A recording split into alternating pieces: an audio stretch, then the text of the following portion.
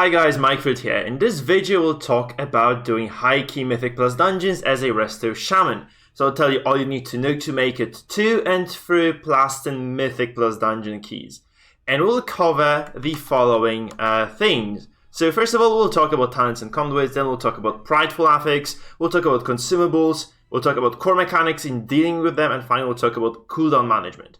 This being said as well, if you do like my content, guys, please remember to leave me a sub, like, and comment to support my work. I also do stream on Twitch, link above, and also below in the description, so remember to leave me a follow in there if you want to see me play. Now, finally, the video is timestamped for your convenience, so feel free to go directly to the bits and pieces you're interested in, and let's get started with the actual content, guys.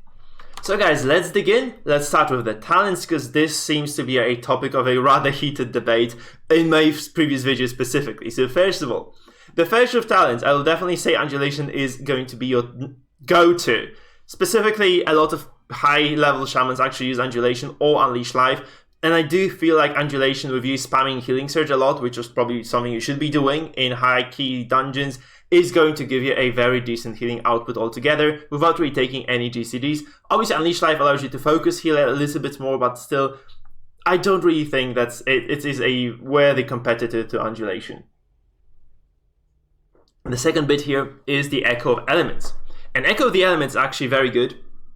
Again, I don't think there's like that any alternatives here, because it just gives you 2 stacks of Cloudburst Totem and 2 stacks of Riptide.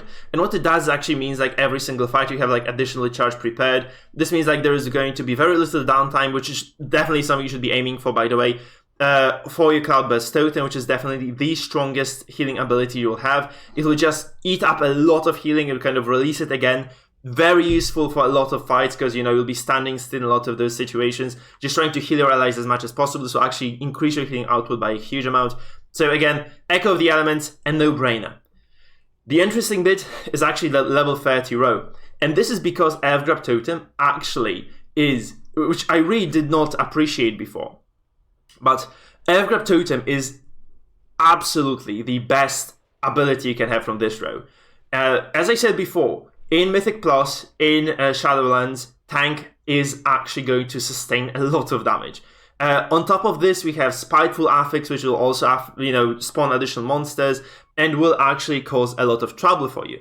So the idea here is that Earthgrab Totem will definitely help you a decent amount, and this actually means that you will be able to kind of keep your enemies in place for 8 seconds and also slow them down once the route expires for the first time. This one actually sticks around for 20 seconds. So you're playing in the Spiteful affix. It's definitely a good idea to actually drop it about like the time when the enemies are about to start dying, and just, root those shades, allow your allies to stay alive. You can also use this on harder pulls to allow your tank to, just kind of get some aggro and then start running to mitigate some of the damage. This will hold your enemies in place and will actually prevent a lot of damage from coming through, which will effectively allow you to heal the tank very nicely. Really a strong ability. A no-brainer again from this row, I believe. I was wrong about this one. I really didn't appreciate it much enough. It is absolutely amazing. Probably the best ability a shaman can have. And this will really save your life in a lot of your dungeon runs.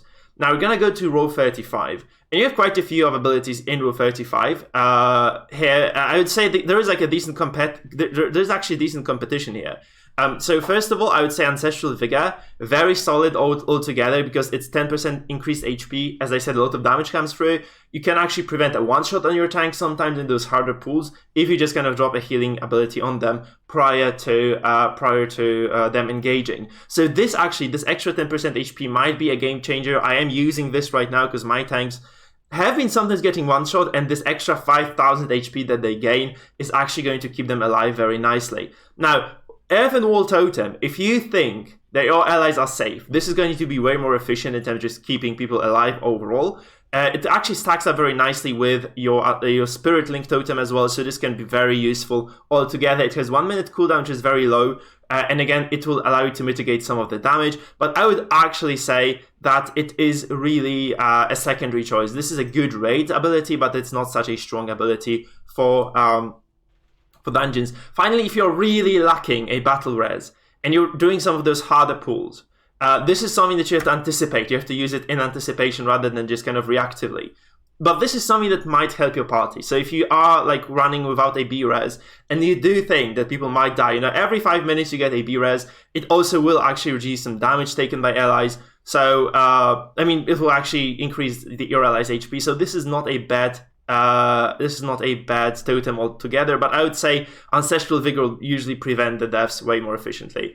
Moving forward then, we have the Nature's Guardian. Again, like this is something you should probably take. That for dungeons specifically, is to actually heal you when you take a lot of damage. And this is very important because this means you might just stay alive in situations where you otherwise wouldn't be able to. Every 45 seconds basically means every pull. Again, so very big of an advantage for every single healer. So I would say, yeah, Nature's Guardian, very solid choice. No competition there. Again, Cloudburst Totem, super good. Because this is actually something that I told you before about. And it actually allows you to soak up a lot of the healing you do back into the totem and actually release it again. So it actually gives you additional healing based on how much healing you are doing as it is. You should be trying to keep it up at all times. I'm using Weak Aura for this indicator here, and it will actually be telling me when it is off cooldown, so I can kind of keep spamming this and keep it up at all possible situations. So every single time you're healing, you should actually have your Cloudburst Totem out, especially if, by the way, you're using your Ascendance, which is gonna be, I would say, your core ability for the level 50 row. Wellspring is very good for raids where, there are like a lot of players to heal, but in those smaller situations, like in those, small combat scenarios, I would say Wellspring isn't gonna be that efficient at all because you're healing like very small numbers of people and you really want to burst heal them rather than healing them for, 3,000, which is basically nothing at this point. Like a Riptide does 3k, so that's it. I would say Ascendance, again, very strong burst healing. 14k divided into 5 people is going to be a huge, huge change. It's instant as well. There is no channel. You just pop it. People instantaneously get healed. And then every single heal you do is kind of doubled up and distributed across your allies. So it's really important for you to have this. And I would say definitely use this instead of anything else. Very useful talent for Mythic Plus. Allows you to kind of get out of a lot of those hairy situations. Allows you to stay alive and make sure your allies actually don't die. And again, very good tool of dealing with the Prideful affix. By the way, before you pop Ascenders, make sure you have your Cloudburst Totem up because it will kind of suck up a lot of healing suddenly, and that's just going to be very efficient of a combo, right? So you have to remember to Cloudburst and then use Ascendance because this actually will, get you a lot of stacks into the Cloudburst, and it will actually also stack your Cloudburst very quickly. So very important to actually pay attention to this particular bit. I would say it is a very good idea to do that. Now, so that's basically it for the totems and for the talents, right? So let's kind of move forward. Conduits now, and I do play Necrolords. I do think for healers, this provides you, Necrolords provide you with the highest healing output, so I would definitely stick to them. However, I know some of you are playing Venthyr, which is also a very solid choice, gives you a bit extra damage as well, and best healing, so I'd say, again, go with that. I pick Amani because that's like 13 extra intelligence in a dungeon context, very solid talent, allows you to actually get some extra healing when you need it the most. Then you get Swelling Currents, very important as well, because this actually increases your healing. You keep your Cloudburst Totem up at all times, you drop it every 15 seconds or so, and this gives you like a lot of, every 15 seconds your 3 of your spells will get additional healing, very important as well. And then you go for Totemic Surge, because let's face it, Airbind Totem, Capacitor Totem, very important abilities. 6 second or 5 second or 4 second cooldown decrease on those is actually really big, because it actually gives you like way more uptime on those abilities, and allows you to just use them more frequently, right? Very important. You can stack basically every pack. You can, use this every 30 seconds. Again, very useful stuff. And your Earthbind Totem, again, affected by this as well, can slow your enemies quite more frequently. And as I said, those totems are very important for you to keep your tank alive. So just kind of use them at your own at your own discretion, but you should be using them as frequently as possible as well. So this being said, we'll obviously just kind of go into, kind of deeper into this tree later on. I would say second Potency Conduit could potentially, I would be shooting for Heavy Rainfall here, because that's just a lot of healing. Now from your Healing Rain, this is 95% increased healing for your Healing Rain when you use Healing Tide Totem, which means you can kind of top up your entire team with this combo for the duration of this totem. So in those emergency situation, you just drop the rainfall, you drop the totem, and you're just going to be golden. So I would say this is a very solid choice. Secondary choice might actually be the Embrace of the Earth, which is an extra additional healing done to your target if they have Earth Shield on, which should be your tank. And this probably will help you to keep your tank alive a bit better than per usual. But generally speaking, I would say those two are definitely your go-to. So Heavy Rainfall and Swelling Currents will be your go-to picks there. And this being said, we can kind of move on to the legendary choices. And you have two. I do think you have two, actually. I did hear a lot of good things about the Spirit Walker's Tidal Totem. I do know, actually, the highest pushing Mythic Shamans are actually using the Tidal Core, though. So Tidal Core and the Spirit Walker's Tidal Totem, probably the best two choices that you have. So this is going to be like more consistent healing output, which is very important because you're just going to be able to keep your allies alive a bit better. And yeah, your Riptides are just going to do a bit more because you just kind of spam one extra Riptide. This also does synergize with your Primordial Wave, which is, if you're a Necrolord, again, a bit of added value. However, Spirit Walker's Tidal Totem is actually very strong as well because it gives you so much healing speed. This is a very long cooldown, right? Because it basically hinges upon your use of Mana Tide Totem, which is 3-minute cooldown. So effectively, you get this bonus every 3 minutes, but you can plan ahead and use it in emergency situations to keep your team alive. You reduce your cast time with a Chain Heal and Healing Wave by 50%.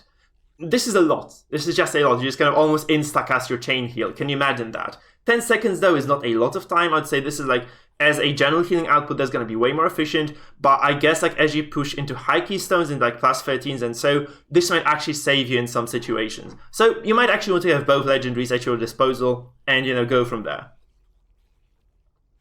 And that basically closes the discussion on the first bit. Let's kind of continue to our second part, which is Prideful.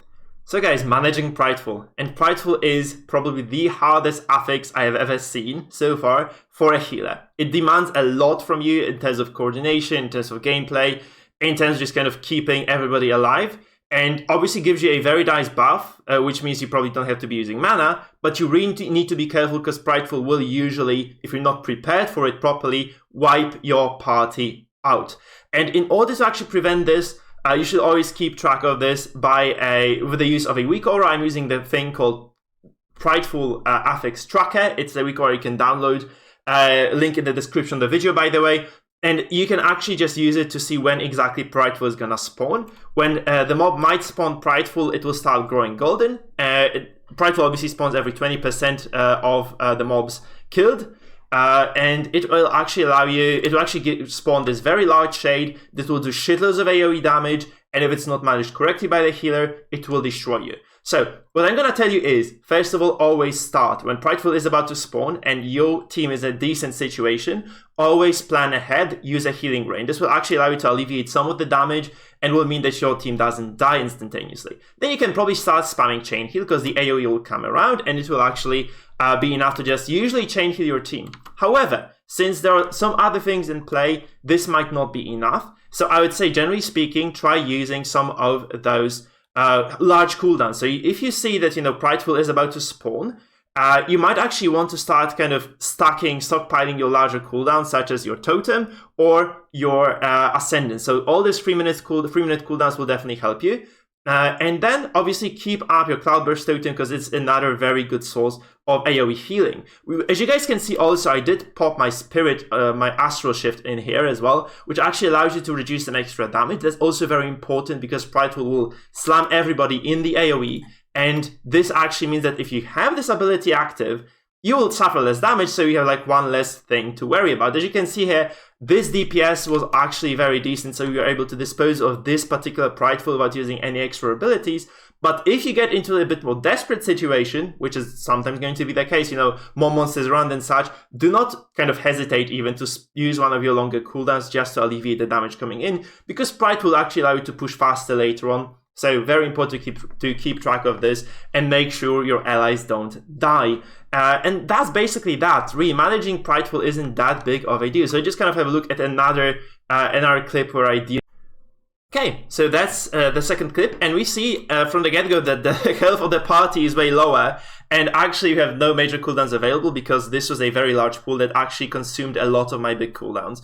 And in this case still, you can see that I have the Healing Rain available, and we're just trying to keep everybody alive. You can see one player is actually staying outside of this Healing Rain, which is not great. I do drop my Spirit Link, which is also a very good cooldown to use because it reduces the damage, allows you also to spread the damage evenly across the board.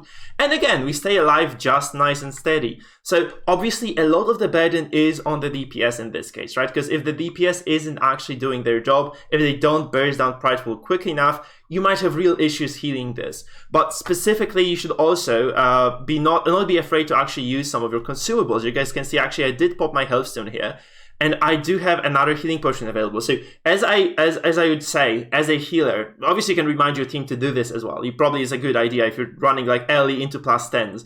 It's a good idea to remind everyone to use their potions like candy on Prideful pools, because this will actually allow you to heal everybody up very nicely. It will take a lot of pressure off you. So, and you as a healer, you should obviously be using your own consumables as well. You should be using your own shifts, and you should be just preventing the damage as much as possible, because then you can just focus on healing your monkey allies, which is obviously your primary goal.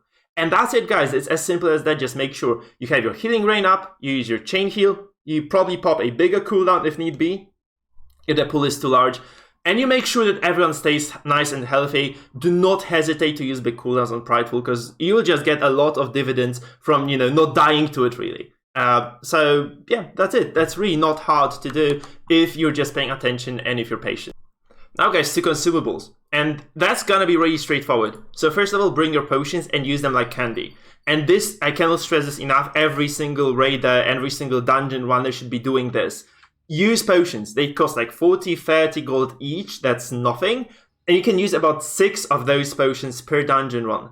Do you know how much it actually gives you if you are using them correctly? Just imagine, it's like, this is 10k HP recovered by every player times 6 per dungeon. That's just incredibly, like, this is just so much. In those clutch situations, it's just gonna save the entire party if you just instruct your team members to use their potions vigorously. You really shouldn't be saving them for Christmas. You should just be eating them as much as you can. Same actually applies to the health stones that warlocks might spawn, right? Just kind of use them as much as humanly possible. It's really important. It will give you a lot of survivability.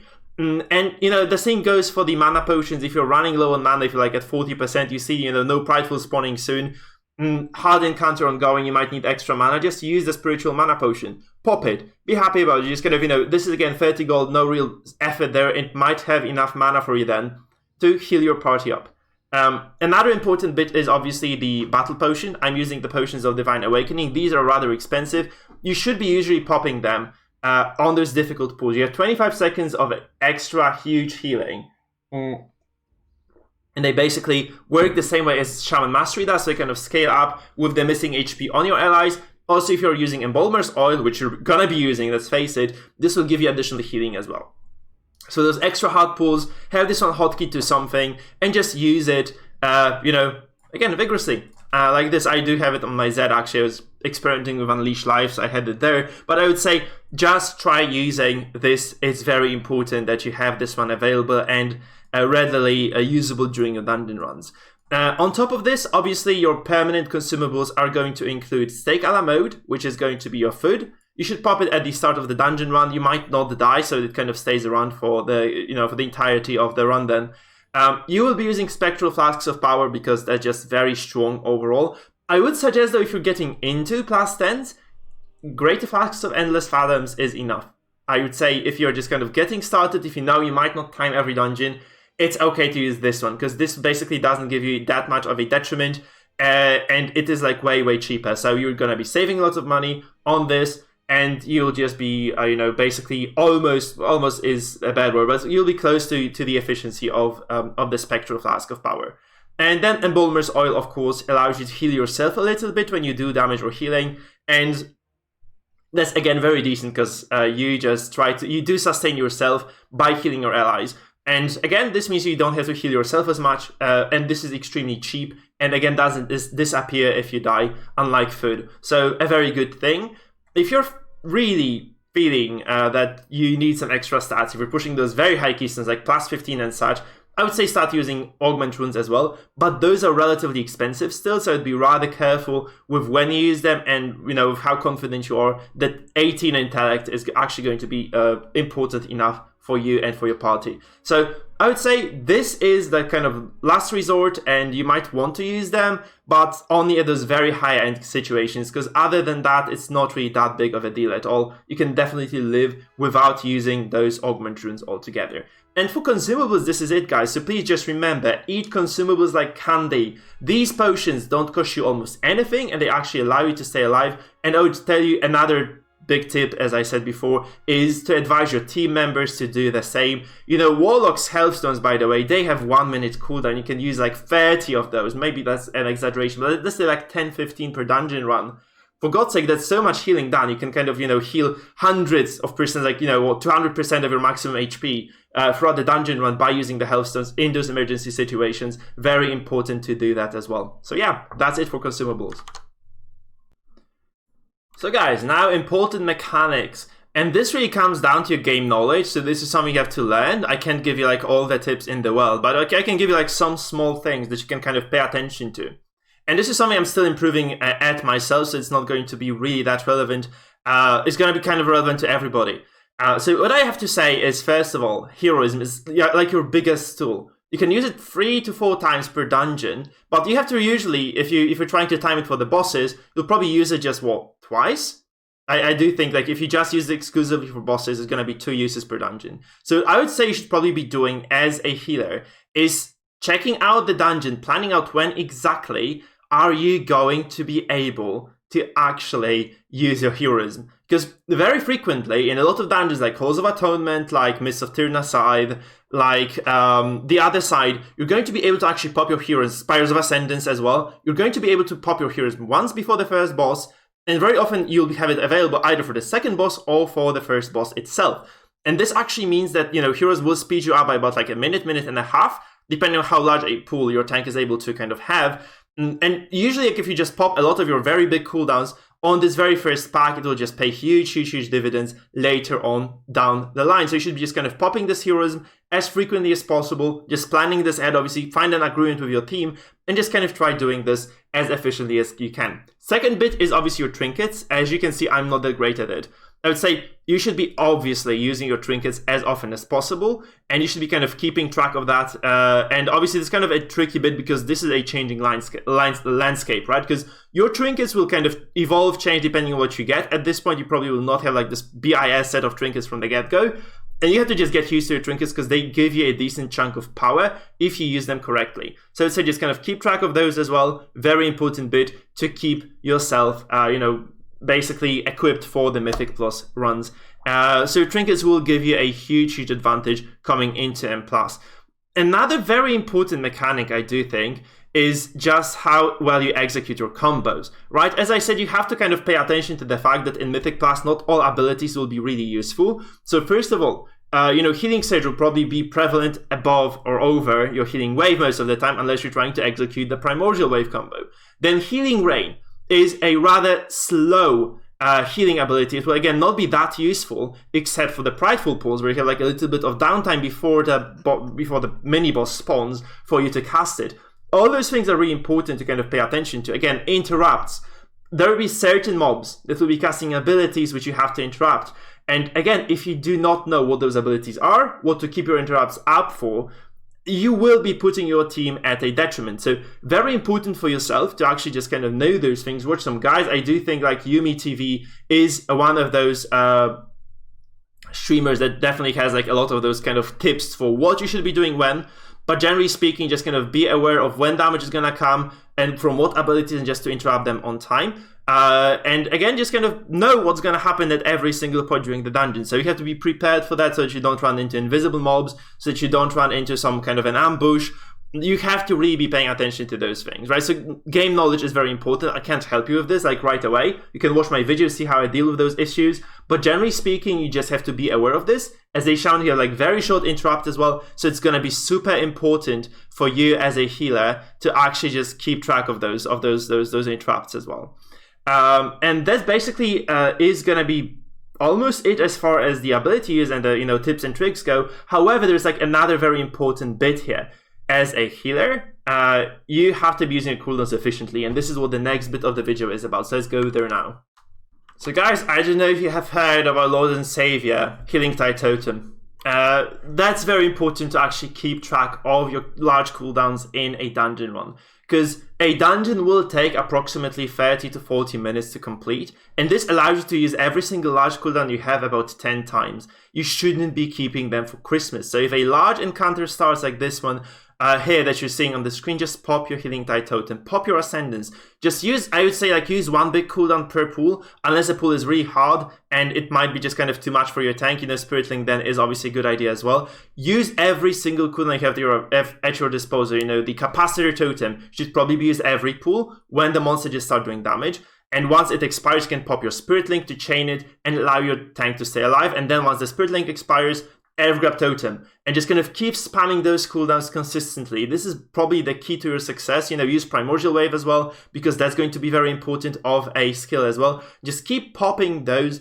Again, don't keep them forever, because they're not going to do anything for you if you're not using them. So I would say plan ahead, just, you know, have a map in your head of what mobs are going to be in which pack, and just plan which cooldown you're going to be used on which pool. Look at, obviously, track your Prideful as well, so that you have like one of those big cooldowns available as well for a Prideful spawn. But overall, just make sure that you are just using your cooldowns properly. You're keeping everybody alive, because that's basically your job. If you're not keeping your allies alive, you are putting yourself in trouble. So generally speaking, I would say this is extremely important. Just kind of do not keep your cooldowns up. Also, by the way, Astral Shift, extremely important ability. It will allow you to stay alive really long, and this will actually allow you to, just 2 minute cooldown. That will probably, if you start taking a lot of damage, will keep you alive, allow you to heal somebody else, and so on. So if your team is if you anticipate like heavy AoE damage coming in, use your Astral Shift, you know.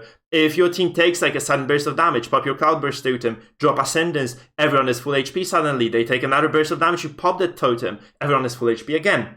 You know, if you anticipate like a lot of AoE damage once again, you have like so many tools. So also Spirit Walker's Grace, right? If you do think you have to run, there are like certain situations where you have to kind of kite and you can't heal. You can pop your Spirit Walker's Grace then. It's, you know, again, don't keep this cooldown for Christmas. It's not going to do anything for you. So really important for you to kind of keep track of this, because if you don't follow those steps, it will really put you at a deficit, right? So really important, like this is basically all your skill expression, how well you're using cooldowns, how good you are at doing the right things at the right time. If you don't follow those steps, you'll definitely just be losing out on a lot of healing, and consequently you might be killing your teammates as well. So it's very important to actually keep track of that thing. And guys, this is it for the video. Thank you for watching. Please remember, there's an option to join my YouTube channel if you are enjoying my content and you want to support me as a content creator. You can pay $3 per month to support me, to kind of keep creating awesome content for you guys. You can do it by clicking join below the video. Thank you to all of you who did actually do this. So Cherry Joseph, Dan Bigelow, Scott and Dino, and Russian Tanker, and Zapine. You guys are amazing.